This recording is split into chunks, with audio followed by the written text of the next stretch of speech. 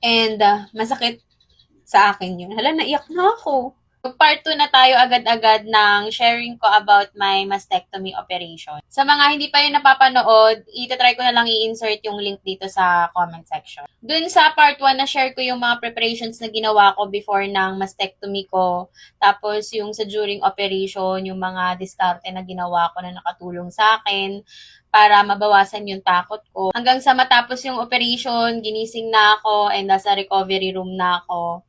Then, after 2 hours sa recovery room, pinalabas na ako ng operating room. So, syempre, nag-thank you Lord agad ako pagkagising ko kasi ibig sabihin, successful yung operation at nagising pa ako. Then, paglabas ko ng operating room, nandun yung mga mahal ko sa buhay nakaabang sa akin. Sa laban na to, mga sis, hindi mo lang to laban, laban din to ng mga taong nagmamahal sa'yo. Kaya importante na meron kang solid support system katulad ng pamilya mo at mga kaibigan. Alala ko pa nga mga sis na naluha ako nung time na yun kasi syempre dalaga pa ako and natanggalan ako ng isang breast and masakit sa akin yun. Hala, naiyak na ako. Hindi ko yung na-expect na maiiyak ako mga sis. It nga lang. Pero ayun na nga, kahit masakit sa part ko, natutunan ko na rin na tanggapin agad na kailangan ko nang i-let go yung isa kong breast para sa ikahahaba ng buhay ko. Okay, ayoko na ng drama, balik tayo sa topic. So, inakyat na nga ako dun sa ward, tapos in-explain na rin ng nurse sa akin yung mga expectations ko, lalo na meron akong suot na JP drain nung time na yon, kung paano siya linisan at kung paano siya alagaan. Naka-fasting ako noon ng 11 p.m. the other day pa, kaya pagdala sa akin sa ward after operation is nagugutom ako. Pero ang sabi sa akin ng nurse is para hindi daw mabigla yung katawan ko is uminom muna ako ng isang basong tubig bago pasundan ng solid meal. Alam nyo, ako sobrang masunurin ako sa mga medical team, sa nurse, sa doctor, kaya sinunod ko din yun. Kasi alam mo yun, alam ko na mas alam nila yung trabaho nila and ang gagawin ko is sundin na lang kung ano yung advice nila. Ang first solid food na kinain ko noon after operation is lugaw.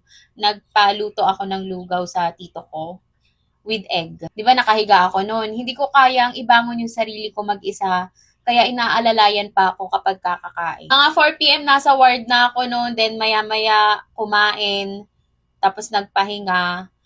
Then mga 10 p.m. ata yun, tinatry ko na paunti-unti umupo. Pero dahil hindi ko nga kayang mag-isa, is nagpapatulong ako sa parents ko. Bali, dahan-dahan nila akong binabangon. Ayoko kasing magtagal sa hospital mga sis. Feeling ko kasi mas lalo ako nagkakasakit kapag tumagal ako sa hospital. So, tinulungan ko yung sarili ko na makarecover paunti-unti. Siyempre, bagong opera, so kapag binigla mo yung sarili mo, mahihilo ka talaga. Kaya ako, dahan-dahan lang ako sa pagbangon hanggang sa nakaupo na ako, hanggang sa nakatayo na ako. Nung nakatayo na ako, trinay ko na dahan-dahan na maglakad. Dahan-dahan lang talaga kasi kapag binigla ko yung steps, nakakaramdam ako ng hilo. Tapos yon nung nakatayo na ako and medyo kaya ko nang maglakad is naka-CR na rin ako. Pero 'di ba mga sis na pinag-diaper ako before ng operation, walang laman yung diaper ko. Bali nag-overnight lang kami sa hospital at mayat maya din yung check ng vital signs sa akin ng nurse. Tapos merong mga antibiotics, mga meds pa na ini-insert dun sa IV injection. Pero alam niyo mga sis, hindi ko natapos yung isang antibiotics dun. Parang inoral na lang siya, di na pinadaan sa IV kasi namanas yung kaliwa kong kamay. Lumobo to mga sis. Medyo nagpanik nga ako nun kasi baka pumutok. Oo, kaya pinatanggal ko na. Kaya yung last na antibiotics ko, hindi na siya na-insert sa IV. Pinag-oral na lang yung iniinom. And mga sis, hindi pala sapat yung lugaw. Gutom pa rin ako.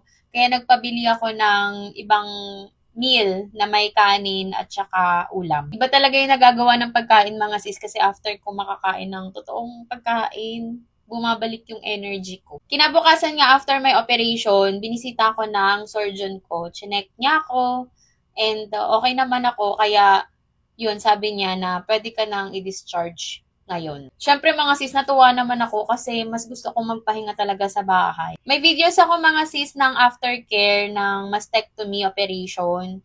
Tapos meron din akong videos ng mga ginawa kong exercise sa aking arms. Para, ayan, ito yung right arm ko para bumalik siya sa normal at maitaas ko ng, yun, maayos. 3 days pa lang naiaangat-angat ko na yung arms ko nun eh. Tapos mga 1 week, parang ganyan na yung naitataas ko. Hanggang sa 2 weeks, na i-straight ko na tong arms ko. Natakot kasi ako dun sa sinasabi nila na frozen shoulder daw kapag ka hindi in-exercise agad yung operation. And yun din naman yung advice sa akin ng surgeon ko na i-exercise ko siya palagi para bumalik siya sa normal, kagaya ng kaliwa kong braso. Basta lagi lang kayo magdadasal mga sis at tulungan ang sarili nyo. Walang imposible sa kanya.